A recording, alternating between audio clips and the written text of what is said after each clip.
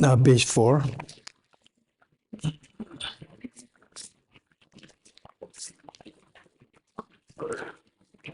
I go for refuge until enlightened to the Buddha, the Dharma, the Sangha. By my accumulations or practice of giving and so forth, may I become a Buddha to benefit all sentient beings. I go for refuge until enlightened to the Buddha, the Dharma, the Sangha. By my accumulations or practice of giving and so forth, may I become a Buddha to benefit all sentient beings. I go for refuge until enlightened to the Buddha, the Dharma, the Sangha. By my accumulations or practice of giving and so forth, may I become a Buddha to benefit all sentient beings. Sanye joda zoge jonam la chanjo bardo dani gyapsuch tage jinso gebe sonam ki jola pencere sanye jubare sho Sanye joda zoge jonam la chanjo bardo dani gyapsuch tage jinso gebe sonam ki jola pencere sanye jubare sho Sanye joda zoge chonam na chanju bardo dane gyapsu kage jinso kebe sonam ge lola dhenye sanye jubare sho. Next page, page 6. Om ye dharma hetu prabhavam Hetum tesham datha gato yavatat tesham chayo nirodha evam vati mahashamanaye swaha Om ye dharma hetu prabhavam Hetum tesham datha gato yavatat tesham chayo vati mahashamanaye swaha Om ye dharma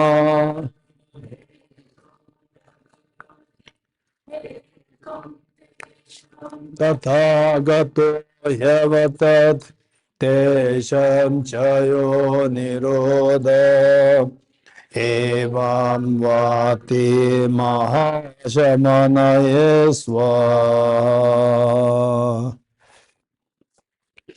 All phenomena arise from causes. The causes are taught by the Tathagata. The cessation causes as well is taught by the Gracia. We will read the three.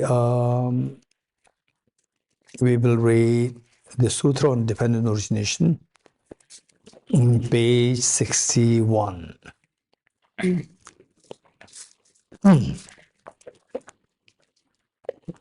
Page 61.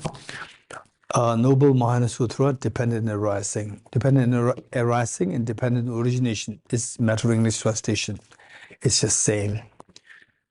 And so this sutra, this mantra which we recite every day, He Dharma Hetu Prabhava, this mantra, let us see how important it is, as I've been encouraging all of us, that when we travel by aeroplane, by train, by cars, or taking a walk in the forest, adventures, just think of all the creatures around us. And they say you can think of not just what is very close by you, close by, as well as the far away in distance with respect to you in time and in space. Infinite sentient beings just share this teaching, Ye Dharma Hetu Prabhava, all different meanings. And you will see how important it is, the way the Buddha indicated here. So we'll read this together slowly. Noble Mahayana Sutra, Dependent Arising. Homage to all Buddhas and Bodhisattvas. Thus did I hear at one time. The Blessed One was in the realm of 33 gods, seated on the throne of Indra. With him were great heroes such as the Bodhisattva Mahasattva, such as noble Maitreya, noble Avalokiteshvara, and Vajrapani, who are adorned with immeasurable precious qualities, as well as various gods such as the great Brahma, who is the Lord of the Sahava, Narayan, the great Ishvara, who is the chief of the gods, and Panchashika, who is the king of the Gandharvas. On that occasion, the Bodhisattva Mahasattva Avalokiteshvara rose from his seat and, having draped his upper robe over the shoulder, knelt down with his right knee on the peak of Mount Meru, his palms together. He then bowed towards the Blessed One and addressed these words to him. Blessed One, these gods all really wish to build a stupa. Now that they are present in this entourage, please teach them the Dharma in such a way so that the merit of Brahma will increase, and the merit of the monks, nuns, laymen, and laywomen will increase, much more than that of all types of beings in the world of gods, Maras, Brahma, including the renunciants and the Brahmins. At this, the Blessed One spoke the verse of dependent arising. He dharma hetu prabhava hetum tesham tathagato hyavatat tesham chayo nirota evam vadi ma shramana soha. All phenomena arise from causes. The causes are taught by the Tathagata. The cessation of causes is what is taught by the great Siya. Avalokiteshvara, it is like this. This dependent arising is the Dhammakaya of all the Buddhas.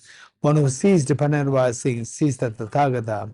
Avalokiteshvara, if a faithful son or daughter of the noble family builds in a remote place a stupa the size of a gooseberry fruit, and a central pillar the size of a needle, and a parasol the size of the flower of the bagula tree, and inserts this verse of dependent arising, which is Dhamma Dhatu, he or she will generate the merit of Brahma.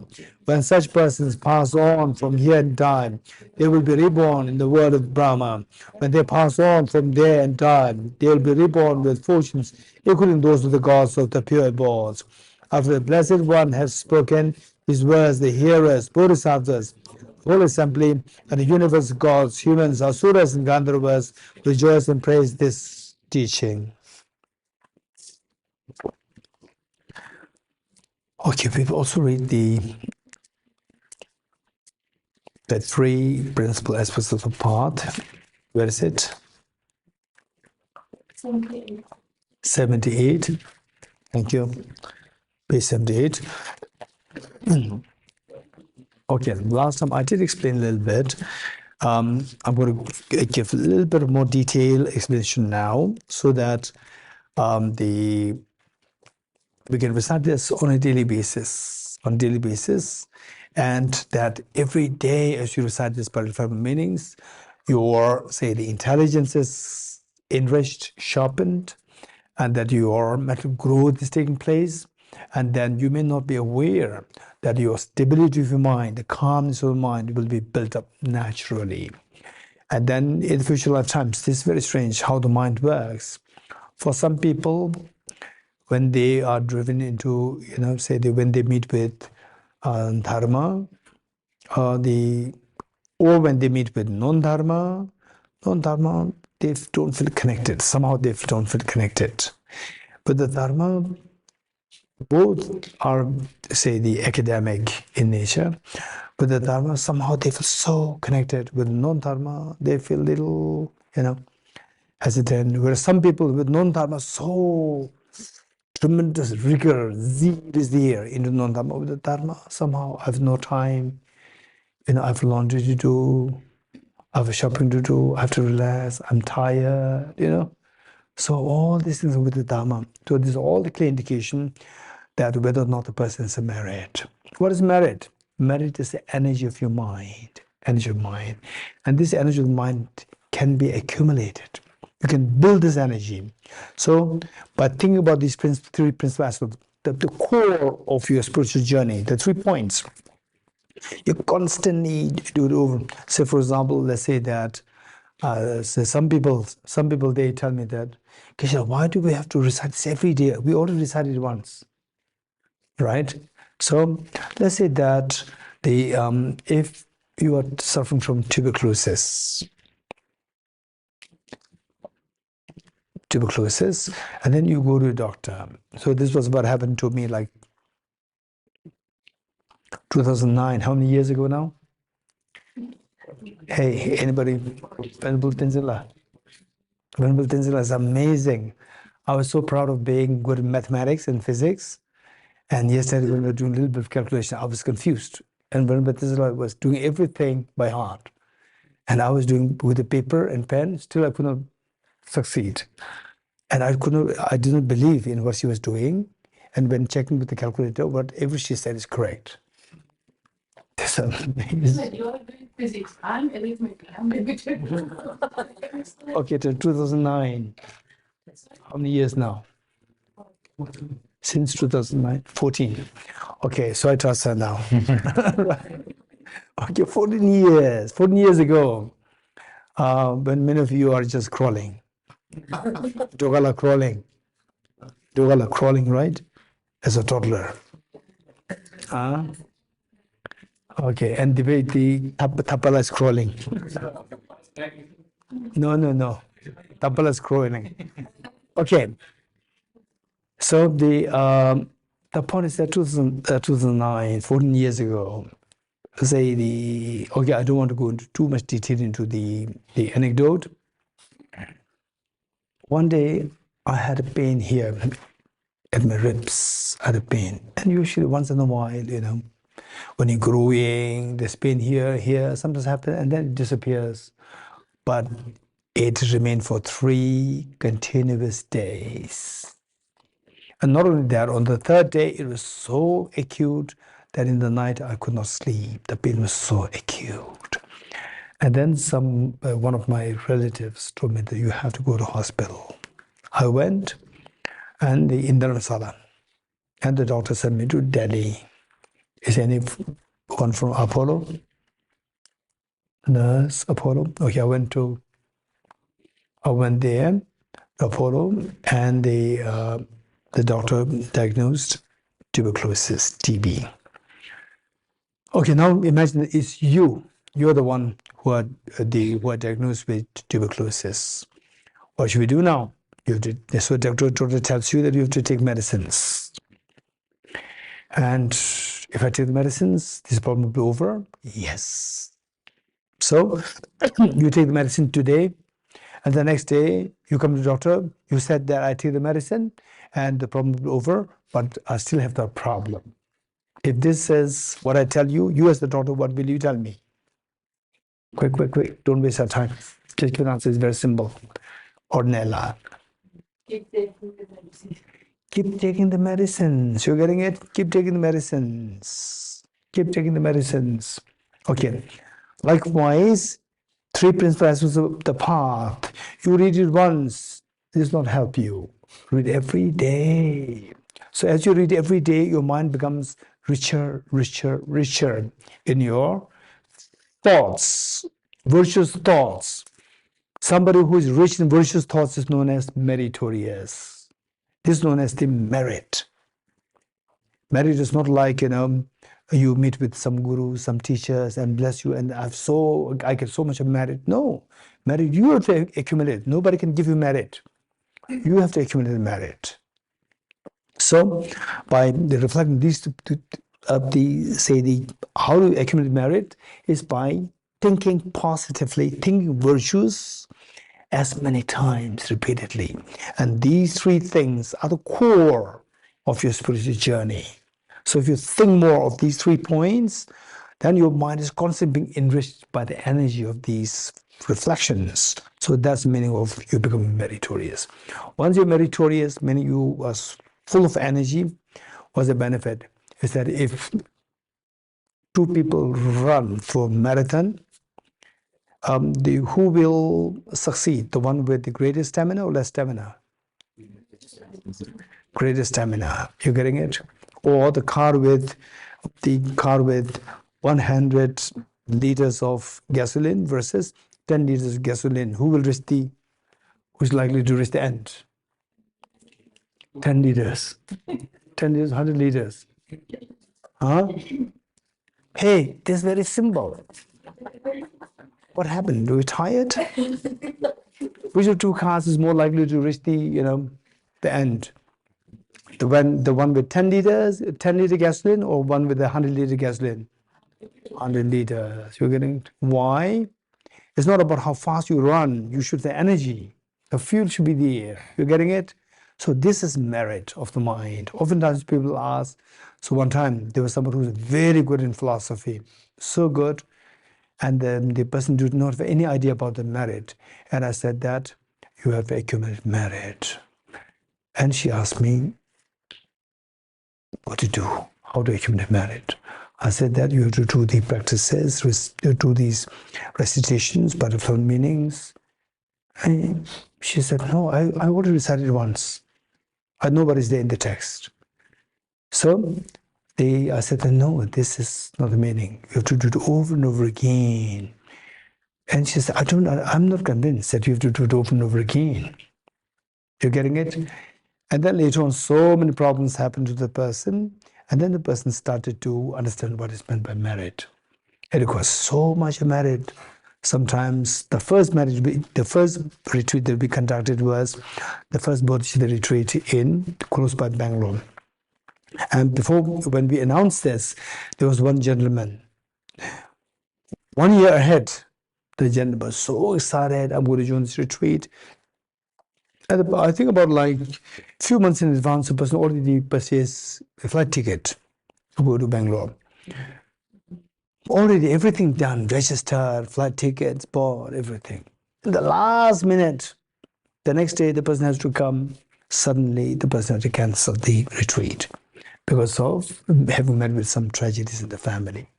So there's merit. Where there's no merit, these things happen.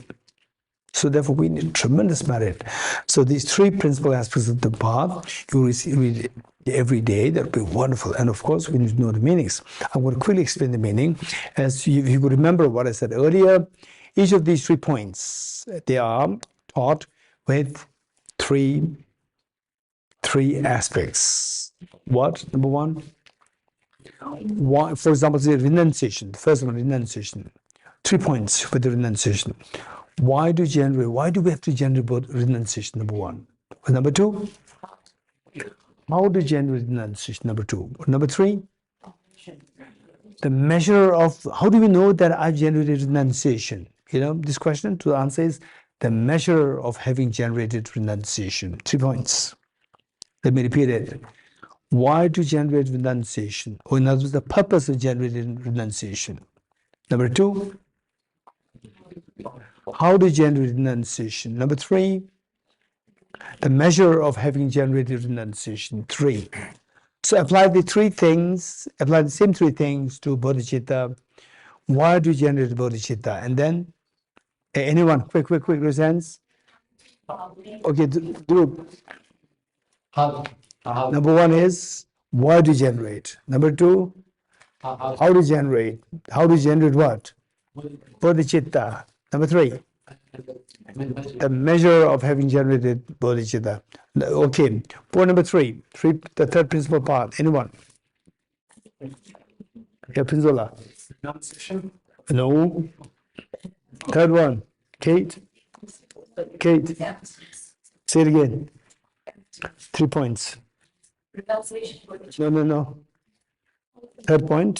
Three things for the third point. Why do you generate what? You cannot generate emptiness. Emptiness is always with us.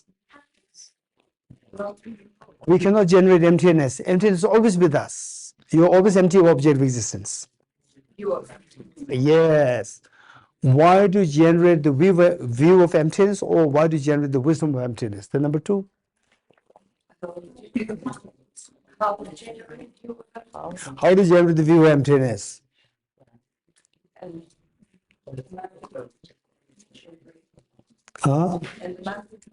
Method. The measure of having generated the wisdom of emptiness. You getting it?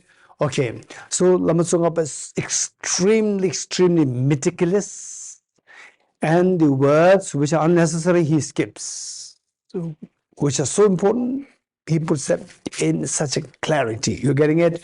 So the basic idea is that there are 3 things to keep in mind. The reason why do we generate, how to generate, and having the measure of having generated 3. So these 3 you apply to the 3 points, 3 principal aspects, one by one. And for the renunciation, all 3 are said. Then for the bodhicitta, what is said in the renunciation, you have to take some of them to the bodhicitta, and some of them you take to the wisdom of emptiness. Okay, let us see. Before we read this, we're going to, I'm just quickly go through this and you did mark which is which.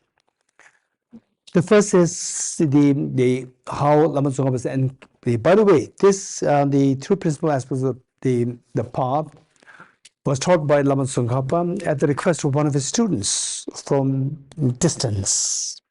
Lama Tsongkhapa was in central Tibet, and student somewhere in the eastern part of Tibet. And from there, the student who was extremely dedicated, devoted to Lama Tsongkhapa, he sent a request through a messenger, please give me a teaching in essence. And the Lama Tsongkhapa composed this. So the first the why we need to pay importance, respect to this teaching, verse 1. And then the number 2, how to extract the greatest meaning out of this life, and out of this life by paying heed to this teaching. Number 3 is why to generate. Okay, now why to generate renunciation? Point number 1, why to generate renunciation? Then number 4 is how to generate renunciation, number 4. And then number 5, what is the measure of having generated renunciation? Okay, number 6, why to generate bodhicitta? Okay, at the moment I'm just indicating these, I'm telling you these points, and then later on in your leisure time, you go through these one by one and see if what Lama Tsongkhapa taught in the particular verse corresponds to the points that I indicated. You getting it? This is your job. Okay. Number 6 is why do you generate bodhicitta? Why? The reason why do you generate bodhicitta? And then the number 7, number 8, number 8, how to generate bodhicitta? Number 7, 8. And then what is number 3?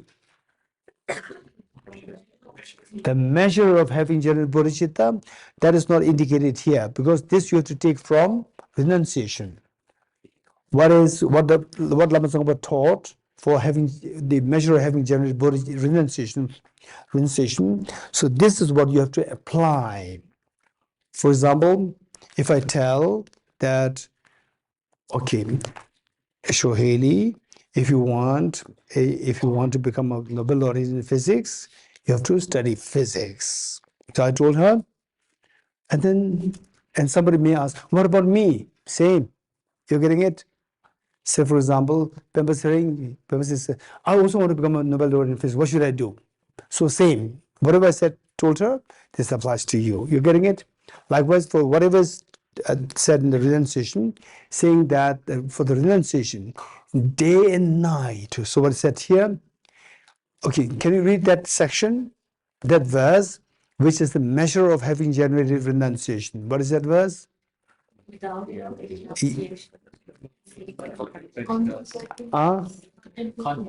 Contemplating thus. Which verse? Yes, let's read verse 5. Read this together. Contemplating thus, when for an instant you do not admire the splendors of cyclic existence and remain intent on liberation day and night, you think of nirvana, you think of attaining freedom from samsara. At that point, renunciation is born in you. You're getting it? So now apply this to bodhicitta. Contemplating thus, for an instant, you do not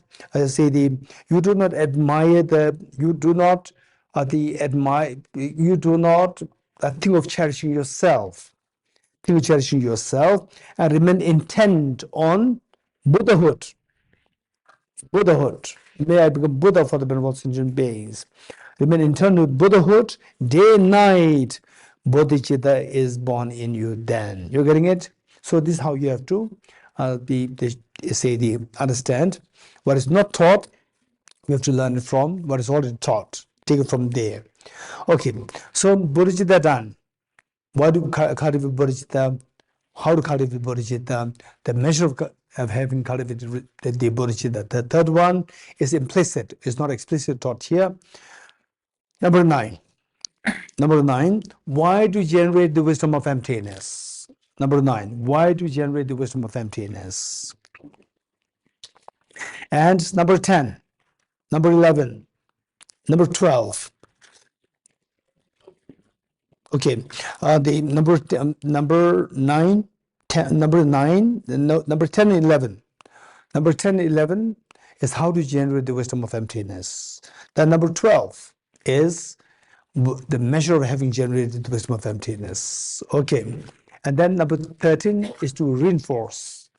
13 is to reinstate or to reinforce. So what is the measure of having generated the wisdom of emptiness? 12 and 13.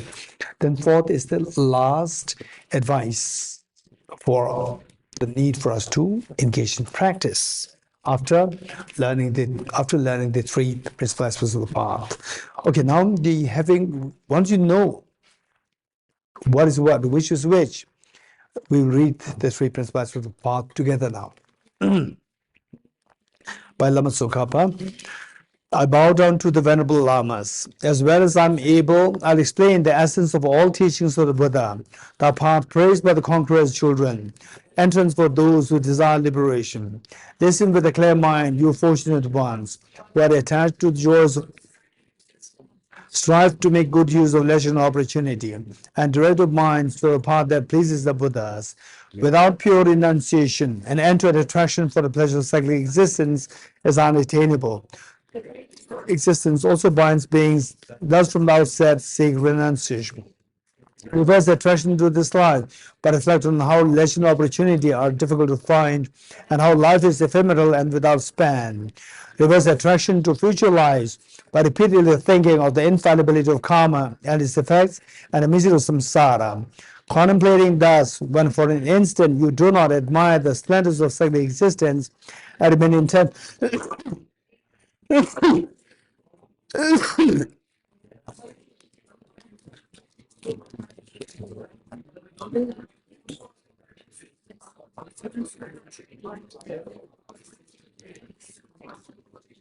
swept up in the current of the four powerful rivers, tied by strong bonds of karma, so hard to undo, caught in an net of self-grasping, completely enveloped by the darkness of ignorance, born and reborn in boundless cyclic existence, ceaselessly tormented by the three miseries.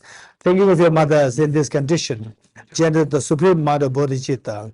Although you train in renunciation and the mind of bodhicitta, without wisdom that realizes the ultimate reality, you cannot cut the root of cyclic existence.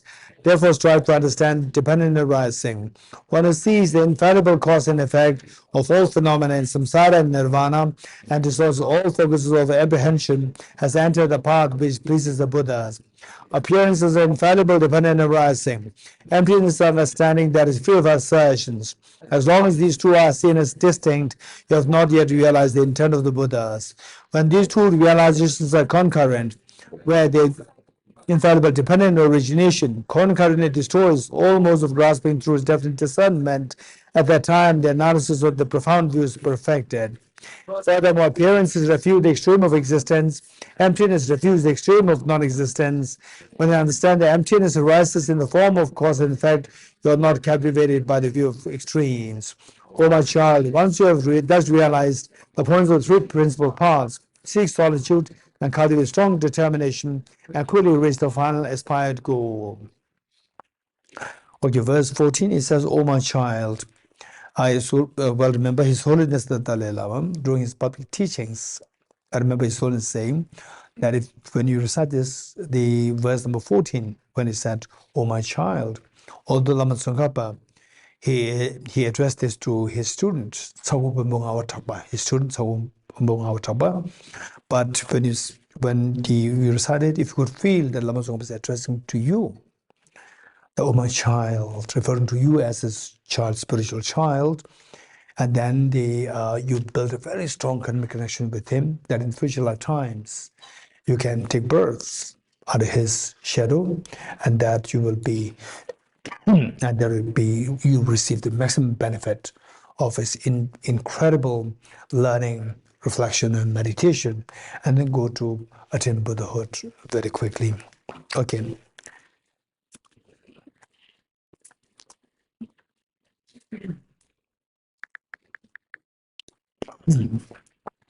Okay, before we go further into the text, I just like to share with you that. So here, Tosamling, the nun here, is 20 years old, 21 years old, 22 years old. And in fact, like, I think I know about this since 17 years ago, 17 or 18 years ago. And I personally would say that for me, it really doesn't matter to which center, what center. For me, the center which requires support, that's very important. It doesn't matter whether it's related to me or not. So something really requires support. And particularly we talk about the women empowerment, empowering the women and so forth. So this is nunnery. And if people can, support it directly, indirectly, financially, or even just by coming to the center, you can sit for the 1 week retreat, retreat, and whatever protocols to be followed. You have to follow the rules, regulations, and they'll be very happy. In fact, simply that the center, the Venerable Samula, so courageously started the center. It's amazing. It requires a lot of courage, strength, and she did it. And then she did it out of so much of pure heart that in future, people who require support, particularly the nuns who are not who do not have any access to Tibetan language. So where do they go? And this is what she created. And if I'm not wrong, she's the one who informed His Holiness that me, after having received ordination, said, where should I go? Then His Holiness said that we, the people who do not have access to Tibetan language, we have no place to go. Then His Holiness, you start nunnery. Then she started. That's amazing. And the Bodhisattva, His Holiness the Dalai Lama, the Bodhisattva, he encouraged, he sees something in her to start. And she started it so courageously. That's amazing. So now it is our job to support. For example, here we have the Venerable Tenzin La, Venerable Pedron La, and the other nuns, Tigila, and Venerable Yangchen La. Many of them are there to support. But then even the public, we need to support. This is so important. And His Holiness, I remember this is so beautiful. And to be very honest, for me, I have no particular center. Tibet House, I'm there because I'm put there. I'm put there anytime I can be out, I can go out. So what I'm saying is that they have no special affinity to any one center. Where it requires help, in whatever capacity that I can give some help, this is what I do. So with this, I remember His Holiness one time, in public address. Yes. Can I ask a question about sexism? Okay, this will come later. We'll do later. Don't worry. But I'm not worried. I'm more so just curious because nuns don't have a special name. Tibetan Buddhist nuns don't have a special name, and no, really, and geshes, or once you're high up in Tibetan Buddhism, what is the name for the man versus the woman? Geshe Ma. Geshe Ma, and then what's the female? Or that's the female. Geshe Ma is female. Geshe. Geshe. So Geshe Mas are never equal to Geshes. Okay. We'll do this later. Okay. Will we? We will. Yes. Okay. When? Tomorrow. You promise? You come to Delhi. Do you promise? Yes, I promise. Yes. I really will. Okay. So if you're really about this, you support Tosamling. I'm talking about supporting Tosamling. Tosamling is not a monastery. It is not a monk's monastery. It's a nunnery. Support Tosamling. You're getting it? So it's Listen. Support. I will. Did you support to something thus far? I support someone a lot. I really, How long? 10 years? no, I'm just asking you a question. I know. So support. Don't talk all the time. Support. Give concrete support. This is so important. People talk. Talk. This doesn't help. It simply makes even people listen. Even people who have sympathy for the girls, when you hear all these things, even they will keep distance. You're getting it? So therefore, we should be very skillful. Okay, to cut it short, His Holiness the Dalai Lama was once at the I'm sorry, I really have to ask. If I give all of my money to all of the nunneries because I support it, wonderful. Thank you. Okay. Once His Holiness was asked the question, so Your Holiness, you're talking about universal compassion, but the deep inside you, you have affinity for the Tibetans. Then His Holiness said, in a very calm, composed way, he said, I have 5 fingers. I have 5 fingers. I love all these fingers equally. But if this finger is injured, I will take care of this finger more than other fingers. This is an amazing answer. So for me, wherever there is need, it doesn't matter.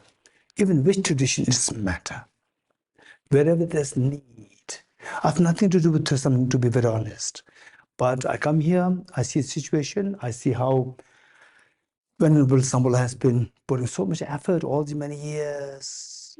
So I feel a responsibility. So therefore, what I'm saying is whatever little I can do, I'll continue to do. And all of us as well.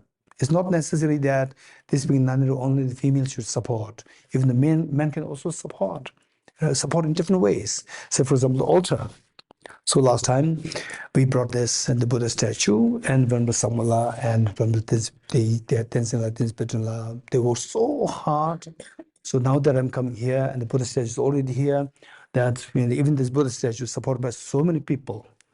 And I didn't want to impose on them, oh, you're a center, there should be a big Buddha statue. I talk and then I leave, That's very easy. But they have to do something. So they've done everything. So now what you can do? So I said, don't worry. This is required, but don't worry. I'll take the responsibility. And then whatever little offering people give me, I return. And when they insist, I said, okay, I'll use this for one project. And some of my friends asked me, what project? I said, the Buddha statue project for something. And then they donated money. This money, we forwarded directly to the office of something. And so this beautiful Buddha statue came up. And Mr. Srinton also helped so much in actually running here and there between me and the manufacturer. So what I'm saying is that finally, that we need the support. For me, it doesn't matter. It doesn't matter whether it's the individual, private institution, center, or the center run by bigger institutions. It doesn't matter. For me, it's the same. For example, CKSL in Bangalore, I was again supporting it.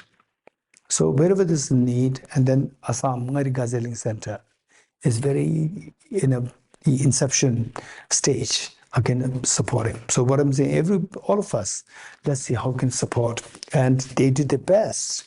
Buddha statue came here already within a few months. And then they started to, redo the altar, because the altar was very small. It was so small and Buddha is huge. So they redid it right away. And again, it involves money. And so anybody who likes to help, this is the right place. Tusam is the right place. It's not that big monasteries or places where they're already rich, and then you just make rich person richer and poor person you don't support. Instead of that, let's do the other way around. So whatever little that we have, if you want to support somebody without name, don't expect any name. Expecting name, it destroys your virtues.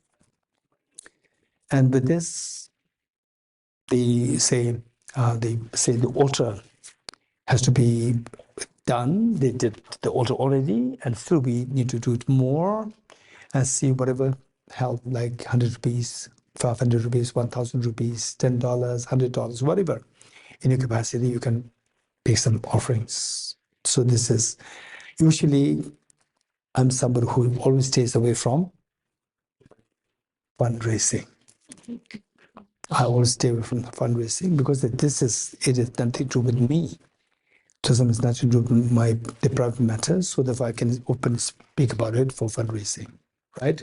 So anyhow, and then it's not necessary you should have money, and sometimes you can come here to volunteer, and that too not just for holiday and then with the name volunteer. It can create more problem to something rather than help. So genuinely, or I'll be volunteer for 6 months with some skills, right? With some skills.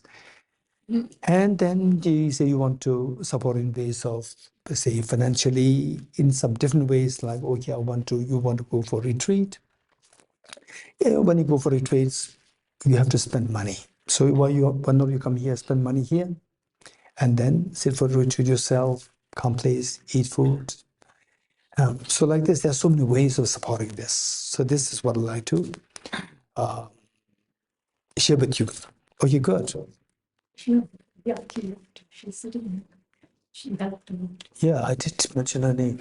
Yeah, I mentioned, say, the Samalab is the main, and then the Stupa who is coordinating for the Buddha, coordinating all the between Anasamala, Antinsala, and the Sirimtutula, three of them coordinating, and then finally coming to me, and then with the manufacturer.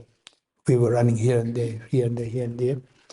And because of running here and there, sometimes even the Tibet House class, NMC was also delayed. Because it was very far away from where Tibet House is. It's about sometimes 1.5 hours one way, 1.5 hours back, and then sitting there, talking to the person, making sure that the Buddha stage is proper and so forth. Okay. So then I mentioned even Petula made a huge contribution, to be very honest, because that all of us are connected to something because of Venerable Petula. Last year, I know to something for all these many years. In fact, I met the Venerable Samula also. She came to my place when I was in Dharamsala. And then it was last year because that Venerable Petula, she's experienced with all these programs from Root Institute. And she asked Venerable Samula how about conducting some retreats here with me, and then people will come. And then this is how we come together last year. Now this second time is all because of Venerable Petula's the creativity, and that now this is happening. Okay, so this is how, just see how to support someone who deserves. This is a part of your Bodhisattva practice. Okay, so before we go more into some personal practice and so forth, let us go to the text. You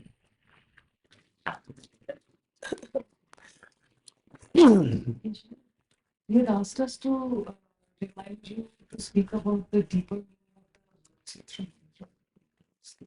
Yes, so if you get time, thank you for this reminder. So meanwhile, and I encourage you so much to support, but if you find that, but I don't have any capacity to support, don't worry. Later on, when you go out, talk about something. Even this is a great support. Talk about something. Somebody says, I want to go to Dhamsa, go to something. Right? Even this is great support. People hear about something. And then this is how the awareness of something will increase, and people liking for something will increase, and people will want to come here, sit for retreat, attend teachings, and then more programs can be conducted. And let's say the volunteers who are really qualified volunteers, they can also join. Yeah, this is how we can support. Okay, so last time where did we leave? Verse number 20. 20 done, not done. 19 done, 20. Okay, which page number? 122. Okay, page 122. Why I'm asking this is that what I have is a different edition. Is a page number is different. 122, page 20, verse number 20, the chapter 24. If all of these were non-empty, now Aranagarjuna is now the same with the synopsis, of the rejection of the opponent's view. Vaibhashika and Sautrantica's view by Aranagarjuna. Then Aranagarjuna will go into more systematic, stepwise way. The way the opponents did to Aranagarjuna is going to do the same thing to the opponents. Okay, 20. If all these were non-empty, if you could remember a verse, I think 1, the verse 1, it says, if all of this is empty, is the opponent's view. Now Aranagarjuna is saying the opposite. If all of these are non-empty, you have a problem. So they said, if all these are empty, there's a problem.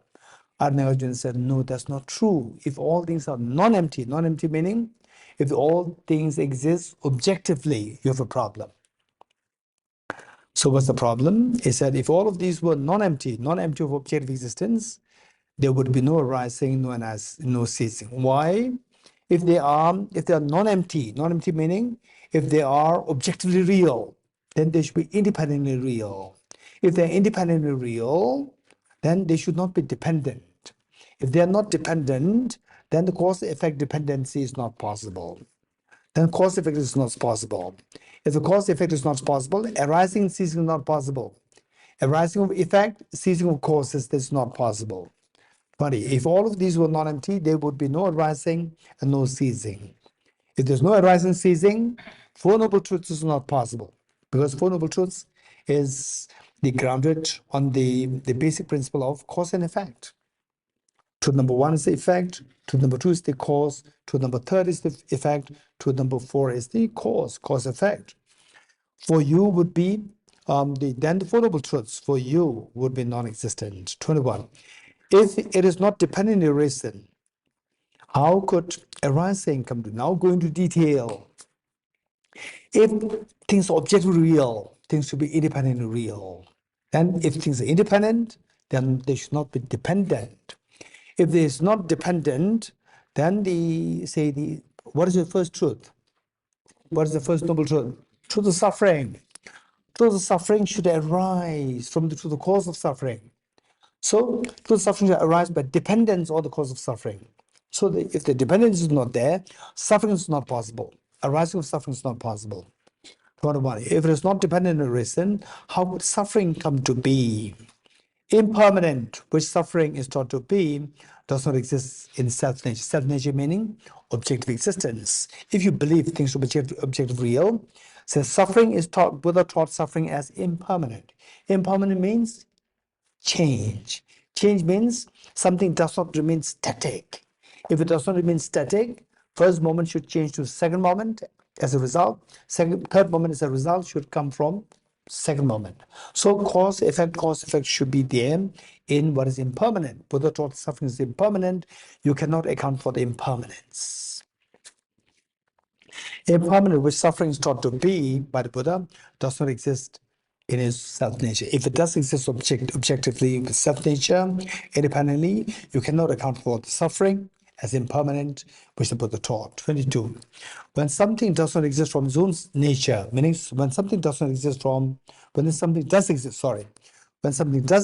own nature, meaning something exists objectively or independently, how could it ever arise? Meaning that if it's independently real, arise meaning, so for the 2023 arose from 2022.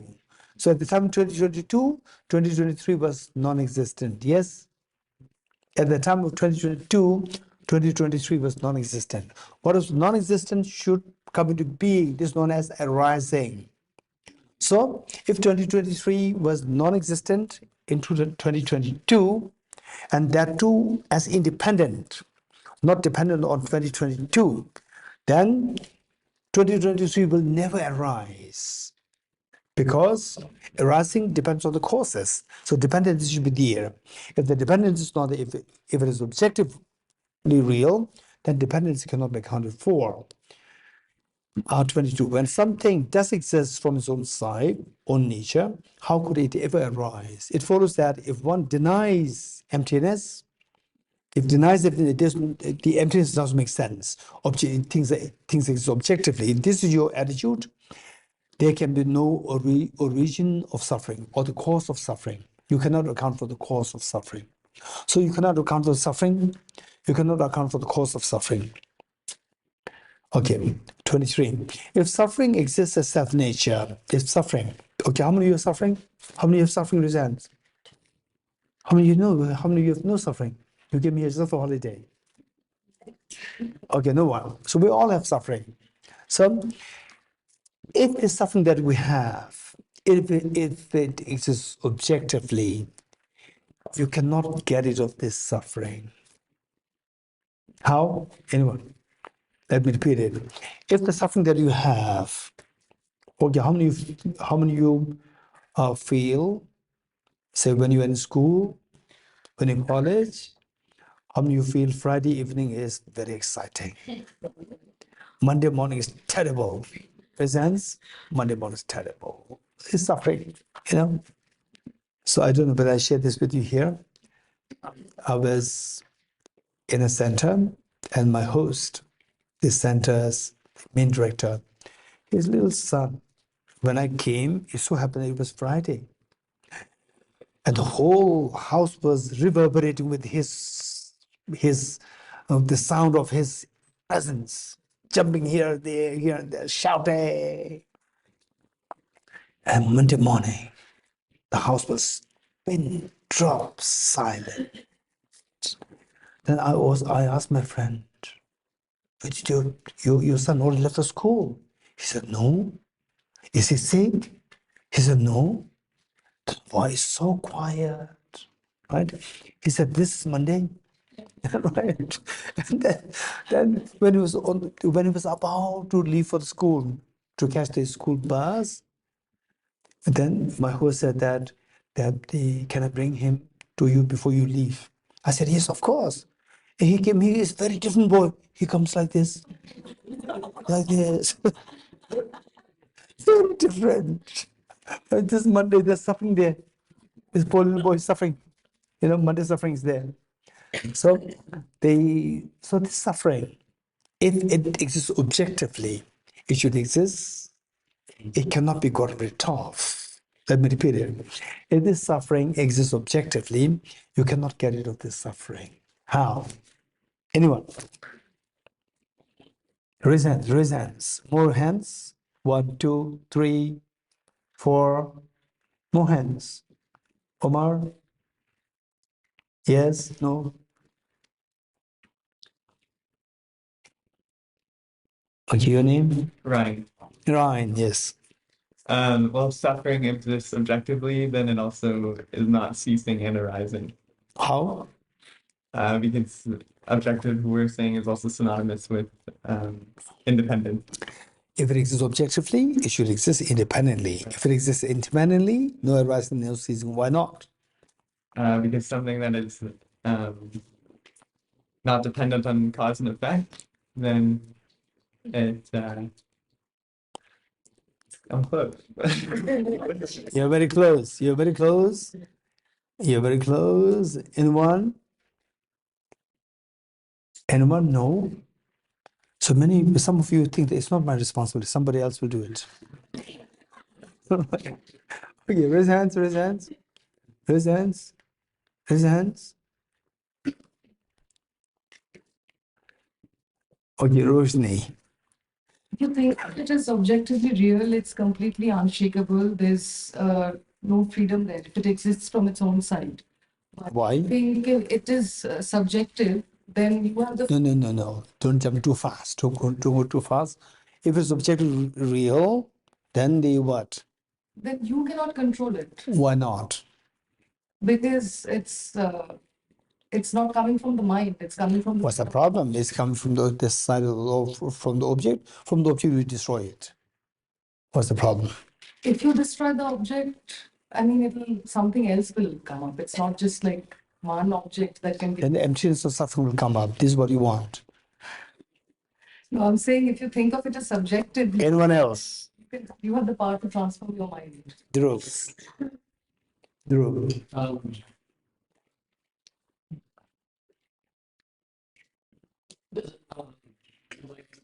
It doesn't have causes then. Okay, if it exists objectively, then it should exist independently. If it exists independently, then dependence on the cause is not tenable. It's not possible. If it's not possible, what's the problem? If there's no causes, you can't get rid of the cause because there are no causes. If it's not dependent on the causes, then result will not arise. Right? Yes. Or you cannot get rid of the causes. How? Well, if it exists independently, there are no causes. Yes, then. So then there are no causes to be gotten rid of. Okay, that makes sense. Yeah. If you exist independently, then you have nothing to do with the cause. If the cause is non-existent, then the concept of eradicating cause is not there. If the cause is not eradicated, the result can never be eradicated. So the suffering as a result can never be eradicated. If it does exist, okay, wonderful. Thank you. Okay, good. 23. If suffering exists as self-nature, its cessation could not exist, meaning stopping of the suffering. Freedom from suffering will not exist. So, if self-nature is posited, if objective existence is posited, one denies the cessation of suffering. So you deny the suffering, you deny the cause of suffering, you deny the cessation of suffering. Of the Four Noble Truths, 3 truths are denied. 24. If the path had self-nature, it's the truth of the path, not the fourth one. Truth of the path is cessation. If it does exist objectively, meditation would not be tenable. What if I meditate? Okay, I'm resting, now I meditate. From non-meditating, you move to meditation. You're getting it? So if the path is always there, you don't meditate, it's always there. It's always there. Why do you have to meditate? Meditate meaning that you, from the pre-meditation, you go to the meditation. From the meditation, you go to the post-meditation. So this is how the process. You don't meditate, it's always there. Meditation is to build it. You don't have to build it, it's already there. 24. If the path is self-nature, meditation would not be tenable. If this path is indeed, if you say that no, path is meditated upon, then you have to give up the idea of objective existence. Your position of self-nature, objective existence of the path would not hold true. 25. If suffering origin is the cause of suffering, cessation suffering are non-existent. If you reject these three, then by meditation upon which path? Which path could one seek to obtain the cessation of suffering? If the cessation of suffering is not there, what's the point of meditating on the path? Right? So meditation path would make no sense if the cessation is not there. 26. If now look, Aranyaka is going one by one. So we in one of the earlier verses, verse number 2 or 3, the view of the opponents, saying that Buddha taught truth of suffering is to be, truth of cause of suffering is to be, truth of cessation suffering is to be, truth of path leading to cessation is to be. Very good. I'm so glad that you're very precise. Okay, so the opponent said that if nothing exists objectively, then what the Buddha taught to the sufferings to be identified, you cannot identify it. Truth of the cause of suffering to be abandoned, you cannot abandon it. Truth of cessation suffering is to be actualized, you cannot actualize it. So the identification, abandonment, actualization, and meditation of the Four Noble Truths is not possible. This is how the opponents voice this problem on Aranyagārjuna. Now Aranyagārjuna is saying that it is not my problem, it's your problem. How? It says that 27. Just as identification of the suffering is said to be unfeasible, abandoning of what? Cause of suffering, actualizing, cessation suffering, meditating, the path, and the Four Noble Truths also would not be possible for you, the Vaibhashika Sautantrika. 28. For a propounder of self-nature, a self-nature in Tibetan is Rangshil. Self-nature is Rangshil. Rangshil, it means objective existence or true existence. 28. For a propounder of self-nature, sins the fruits. Okay, now look. The fruits. What are the four fruits? Fruit of stream mantra, fruit of one's returner, fruit of no more returner, fruit of aratship. So four fruits. Now look, Aranyagārjuna is rejecting the opponents one by point, the way they try to reject Aranyagārjuna.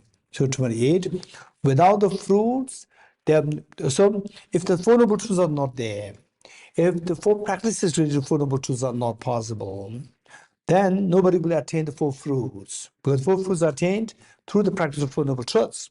So there should be no fruits. If no fruits are there, what are the 8 Sangha members? What are the 8 Sangha members? 4 enterers and 4 abiders. So, the 28, for a propounder of self-nature, since fruits that through their self-nature are not attained, if the fruits are not attained objectively, meaning that you cannot possibly the 4 fruits, and then that somebody did not attain, okay, let's say that if person A is yet to attain four fruits, and that too, that the person A not having attained four fruits is objectively real. So the person A will have no chance to attain four fruits ever in the future. You agree? Not agree? Let me repeat it. If that person A does not have four fruits, and that the person A is not having four fruits exists objectively, then the person A will never have the four fruits in the future also. You agree? Or not, do you agree? Yes. Anyone? Do you have a reason why you agree? How you defended anyone? Anyone? Quick? Anyone? Okay, let me repeat it.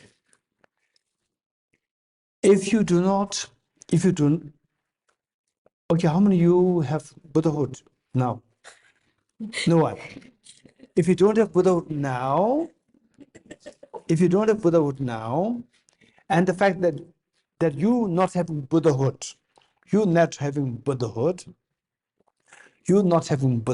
if it exists objectively, if you are objectively not having Buddhahood, if you're by self-nature or intrinsically you are not having Buddha nature, or in our language, if you are objectively not having the Buddha nature, the Buddhahood, then you will never attain Buddhahood.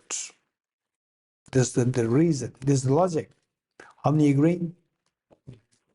Okay, how many you can defend it? How you can explain it? Raise hands. Raise hands. Raise hands. Only one hand. More hands. More hands. Oh, that's strange. Okay, Alhamdulillah. Uh, if everything was objectively existent. Not everything. That we, not having the Buddhahood, exists objectively. Then there will not be cause to give rise to the effect that is Buddhahood. So you cannot even become Buddha. Okay, so you not having the Buddhahood, if it exists objectively, then that it should never depend. Say the attaining Buddhahood is by dependence of the cause. So this objective existence means no dependency. No dependency means no cause. No cause can bring Buddhahood within you. So if you have no Buddhahood, it'll remain forever as no Buddhahood. You getting it? Thank you. Okay. 20. Yes. So this standard will be the previous standard when person is rejected by saying that something which is objectively existing for the bodies and not to be rejected. So that basically this standard was rejected. What is rejected? If the suffering to be existing objectively is rejected or rejected, attainment of possibility for attaining the fruits is also rejected. Okay. I understand now what the Rodnizar is saying. Rodnizar is saying that if you say that if you accept the suffering to be objectively real, then you can never remove the suffering.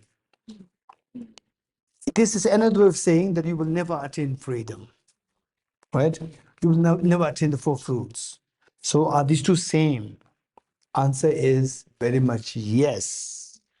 So this is how our Nagarjuna is going to detail how the opponents tried to reject Nagarjuna. Point by point, how Nagarjuna was, explained to them. It is point A is your problem, not my problem. Problem B is your problem, not my problem.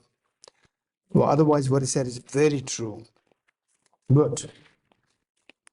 Yeah, I don't know if I'm wrong, but I said that the third truth, truth of cessation, when the Vashika is allowed to saying that third is the effect of the cause of the fourth one.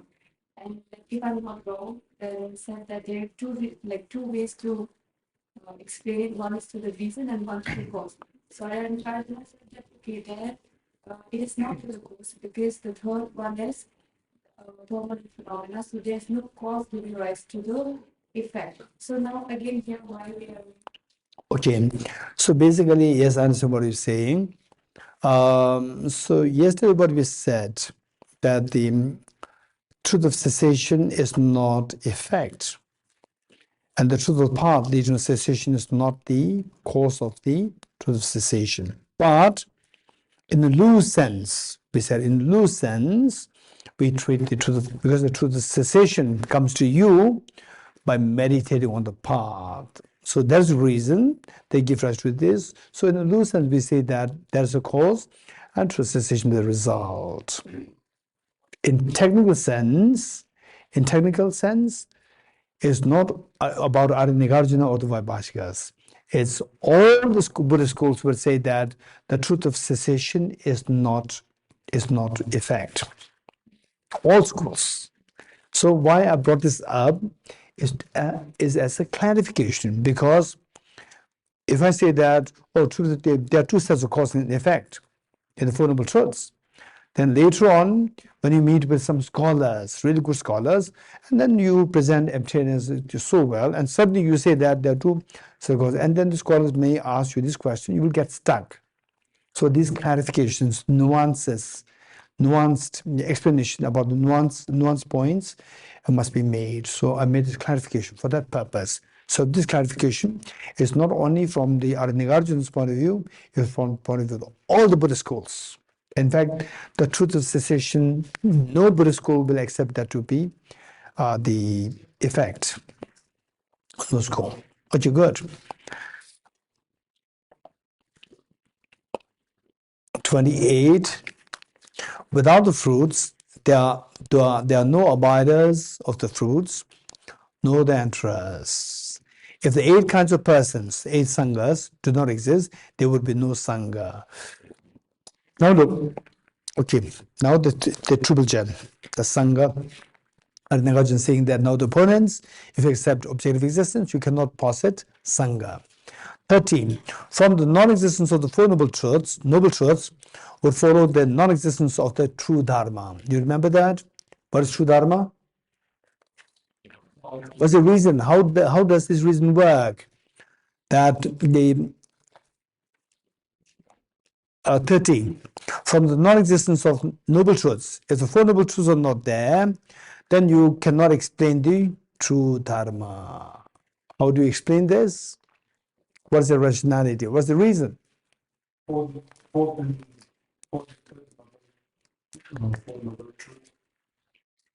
Practicing about the path leading to the cessation and to resolve of Actualizing expression. the truth of cessation. Of the Four Noble Truths, what Dr. Pinzola is saying is that from Four Noble Truths, truth number 3, to the cessation of suffering, and truth number 4, the truth of path leading to cessation, these two are the real Dharma. So, Dharmam Sharanam Gacchami. I go for refuge in the Dharma. When you say Dharmam Sharanam Gacchami, the Dharma is out of Four Noble Truths, truth number 3 and truth number 4. These are the true Dharma. If you reject Four Noble Truths, you are rejecting the true Dharma. So Sangha is rejected, Dharma is rejected now. If the Sangha and Dharma is not there, then who will become Buddha? Right? Who will become Buddha? You reject the Buddha. So in a way, accepting objective existence, you are rejecting all the triple gem. Okay, 31. No, 30. From the non-existence of noble truths would follow the non-existence of true Dharma. If there's no Dharma and no Sangha, how could a Buddha exist? 31. For you, it will follow that a Buddha. Okay, so in other words, you are rejecting the triple gem. The opponent said that if things don't exist objectively, then you are rejecting the triple gem. Now, Arunavajas no, is the other way around. If you accept true existence, objective existence, you are rejecting the triple gem. Okay. So the 31, 32, these verses, we see that if you think it, these are like, in a way, like more like repetition. But each one of them have the nuanced, say, the logical thinking. So meanwhile, we develop the logical thinking. We sharpen our logical thinking. This is so precious. Otherwise, just the first verse by Aranagarjuna, but just by the first verse, Aranagarjuna rejects the opponent's views already. Just one verse is good enough. We don't need all these 27 chapters. You're getting it? So where Aranagarjuna said that, and choose by great compassion, you taught the immaculate Dharma. To dispel all perverted views, to you the Buddha Gautama, I pay homage. This one verse is good enough. But the thing is that in order to understand this meaning, your intelligence should be so sharp. For this, we have to do the mental exercise as many times as possible. You're getting it? For this reason, all these explanations are given. Otherwise, for somebody who knows this already, like for Aranagarjuna himself, these are all repetitions. These are all repetitions from the first one verse, which is the praise to Buddha Shakyamuni. Let's say, and teach by great compassion, you taught the immaculate Dharma, meaning that you are driven by great compassion, and because of which you want to help all the beings by the great compassion. You taught the immaculate Dharma. What is the immaculate Dharma? The wisdom of emptiness of objective existence. You taught the immaculate Dharma to dispel the perverted views, to remove the wrong views, like Vaibhashika's view, Sautrantic view, non-Buddhist views, to remove all these wrong views, to what is that? And to be great compassion, you draw the immaculate Dharma. To dispel the perverted views, to you, the Buddha Gautama, I pay homage. So saying that this verse, so simply, this verse contains everything. But finally, we have to grow. For us to grow, our intelligence should grow. Our intelligence, which is not so sharp, we should sharpen this. How to sharpen this? How to sharpen the blade? Hey, the knife, how to sharpen the knife? Huh? Yes. Practice. Okay. To sharpen the knife, you have to practice it. Sharpen the knife. Huh? By practicing. So you are somebody who wants to get to the essence. You don't want to go into the examples, right? That's amazing. Okay, but I'm asking the example. How to sharpen the knife? How to sharpen a knife? Stone. Ah, Always stone. over stone. Psst. Sharpen. Huh? How should you do? I agree with you, but how should you do? Technique. Proper technique like this. Over and over again. Over and over again. Good, good, good, good, good. Shari Pumu is good. Yeah. This is Shari Pumu. Her name is Shari Pumu. She's from Shari, place named Shari, right? Czech Republic. Yeah, it's a part of Prague. Prague and Shari, and then she's girl independence Pomo. So Shari Pomo. Girl from Shari. And she say Shari Pu is Shari Putra and Shari Putri. Shari Putri. Yeah, Shari Pomo. Okay. So what Shari Pomo is saying is that how to sharpen the knife is you strike this knife against the stone once, twice, 3 times, 4 times, repeatedly. This is how to sharpen it. Likewise, our intelligence should be sharpened by learning the concept from different angles. It may sound like repetitive, but this is the only way how to sharpen our intelligence. Once you sharpen the intelligence, you need the information. You're getting it? We need 2 things. One is the sharpen the intelligence. Only with the sharp intelligence, then you can have the nuanced information. Otherwise, right? Otherwise, for ordinary people, you say, sometimes when I recommend Dr. Tandin, when I recommend Dr. Tamdin to some sick people who the allopathic doctors, they give up. When they give up on some patients, they come to me, I recommend them Dr. Tamdin. And they would say, Dr. Tamdin, is it traditional Tibetan medicine? I'll say, yes. And then they would say that, oh, we also have a Tibetan, we have a traditional Tibetan. I said that I'm not recommending a Tibetan doctor. I'm recommending the Tibetan doctor. You're getting it? All glitters are not gold. You're getting it? So therefore, that simply because the information is very similar doesn't mean that everybody will get it. Because they are nuanced. These things involve nuances. So for that, you need a nuanced intelligence. And this nuanced intelligence has to be cultivated.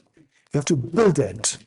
So by studying these things, thinking, like sharpening, then your intelligence is sharpened. This is how we obtain the nuanced thinking, nuanced intelligence.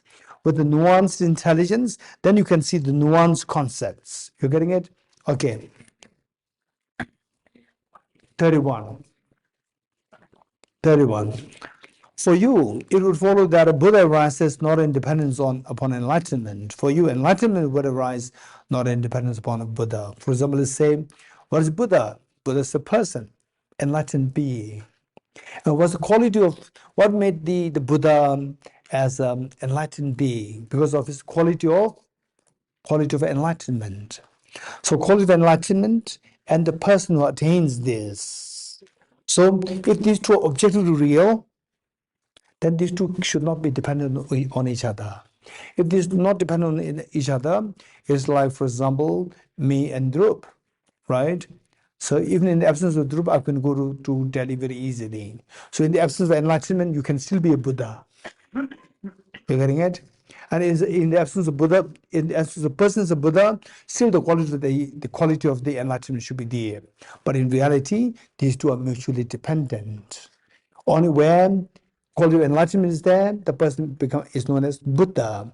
Where the person is Buddha, the quality is known as enlightenment. These 2 are dependent on each other.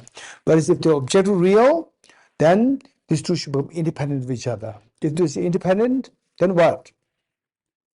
Hey, if these two are independent, the Buddha and the Buddha's quality of the enlightenment, if these two are independent from each other, what's the problem? Without attaining Buddha, the qualities will remain there. Without the person becoming Buddha, still the qualities should be there. Or without the qualities, still the person should be Buddha. Like the person who said in front of this great teacher, who said, "You are a Buddha." And he said, "I'm also Buddha." Without the quality, he is also Buddha. So this is actually not possible. Whereas, if you accept objective existence, this you have to accept it. Okay, 31. For you, it would follow that Buddha arises not in dependence upon enlightenment. For you, enlightenment should arise not in dependence upon a Buddha. 32. For you, in all those who are not Buddhas, due to his self-nature. If you are not Buddha, if you are yet to become a Buddha through self-nature, through objectively, then you will never become enlightened, which we discussed earlier. For you, in all those who are not Buddhas due to his self-nature, enlightenment could not be achieved, even though enlightened practices to obtain enlightenment. What's this? Even through the enlightenment, even if you put so much effort to become enlightened, gade, para, gade, all these efforts you put, still you cannot become a Buddha because that you being unenlightened person, non-Buddha person, if it exists objectively, it should become independently real. If it is become independently real, nothing can change it. It should forever remain as unenlightened. Okay, 33. Moreover, one could never perform Dharma, and then look, if things exist as objectively real, what is Dharma and non-Dharma? What is Dharma action and non-Dharma action? Anyone? Virtuous is Dharma, non-virtuous is non-Dharma. Okay. What do you mean by virtuous? Anyone? What do you mean by virtuous? Dilshad? Okay. Dharma, the virtuous is the Dharma which gives rise to enlightenment. Okay. Which gives rise to happiness, greater and greater happiness, and greatest which is enlightenment, which gives enlightenment, which takes you closer to enlightenment. Thank you. What is non-Dharma? Anyone? Yes, Nicola. Any action that results in suffering? Non-Dharma is those actions which leads you to more sufferings. Wonderful. So there's no what we call as a cardinal non-virtue, cardinal virtue. No. A set of mind, you have this mind, it will lead you to suffering. That is labeled as non-Dharma. A set of mind which takes you closer to happiness. These are known as virtues, Dharma. You getting it? So there's nothing intrinsically to be said, this is Dharma, this is non-Dharma. It's about related to the results. You're getting it? Okay. So it says that if things exist objectively, then the cause and effect, they should be independent. There should be no cause and effect. If there's no cause and effect, if there's no cause and effect, then the Dharma makes no sense. Dharma means effect which is happiness. Non-Dharma means a cause whose effect is miseries. If there's no cause and effect, then this concept dissolves. Then Dharma, non-Dharma concept dissolves. Whatever you do is okay. Right? Whether what we call Dharma, non-Dharma is not Dharma, non-Dharma. Whatever you do is okay. There's no problem. But reality is different. If you eat cyanide, if you consume cyanide, it'll kill you. Don't say that, oh, I'm eating elixir, cyanide, it'll kill you. So there's the infallible cause and effect relationship is there. Okay. Yes. Geshe, Dharma is like virtuous actions. We were just discussing that actions that lead to enlightenment. But Enlightenment or happiness. right, but virtues can also be contaminated, right? Like generosity, Yes. which is like conceptual generosity. but you have this.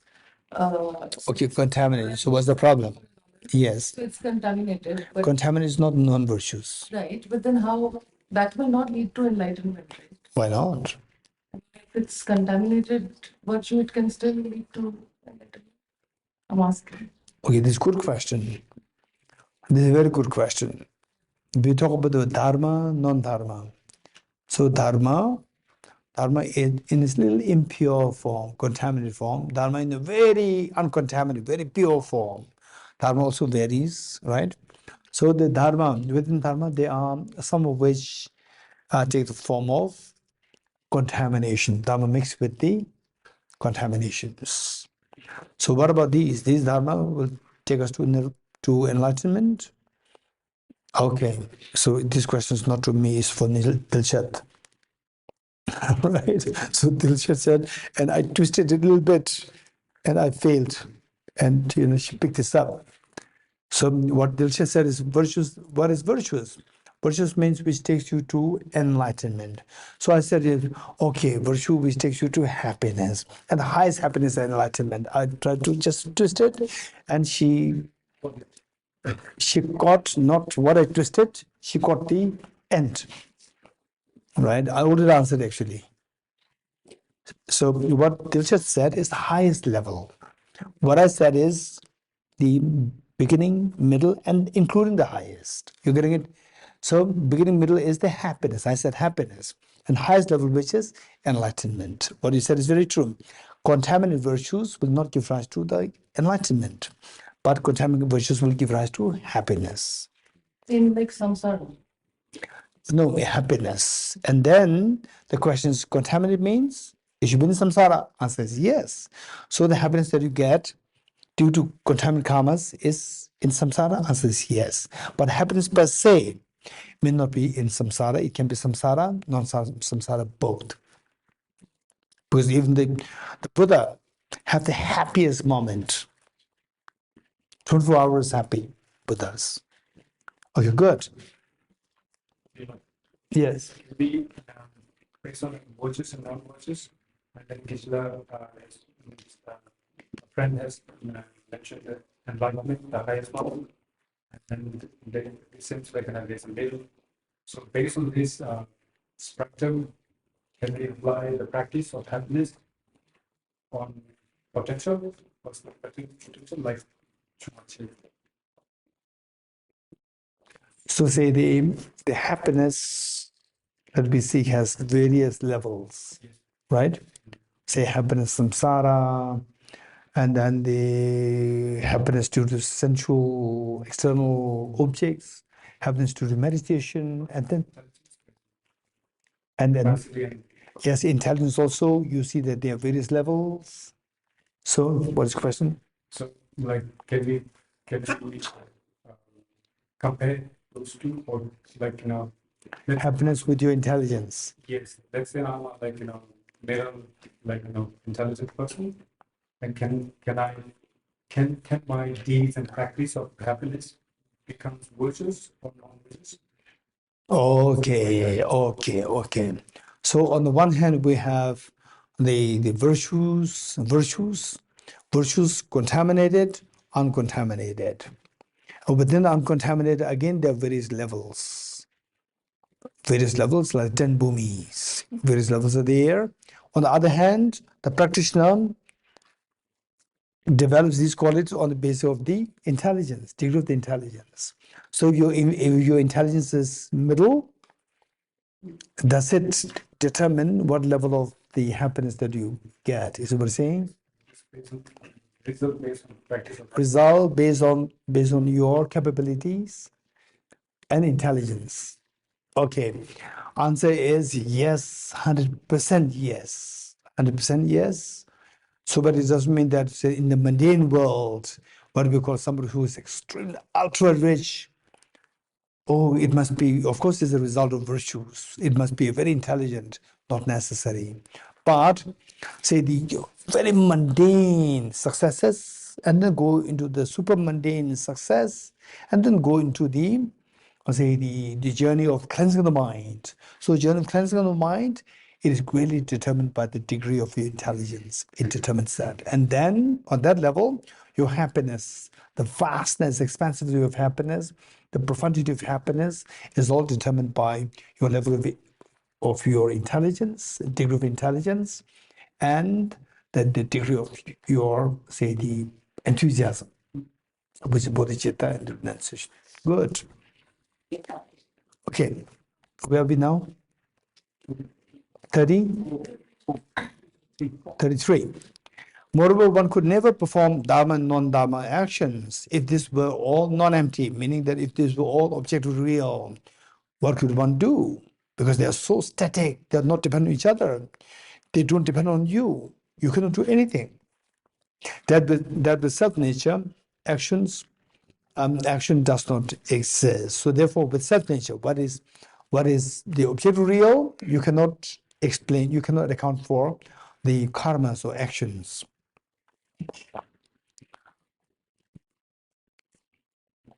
Okay, we'll stop here for tea break and group discussion. Deyata Om Gati Gati Paragati Parasangate Bodhispatyatam Om Gati Gati Paragati Parasangate Bodhispatyatam Om Gati Gati Paragati Parasamgate Bodhispatyatam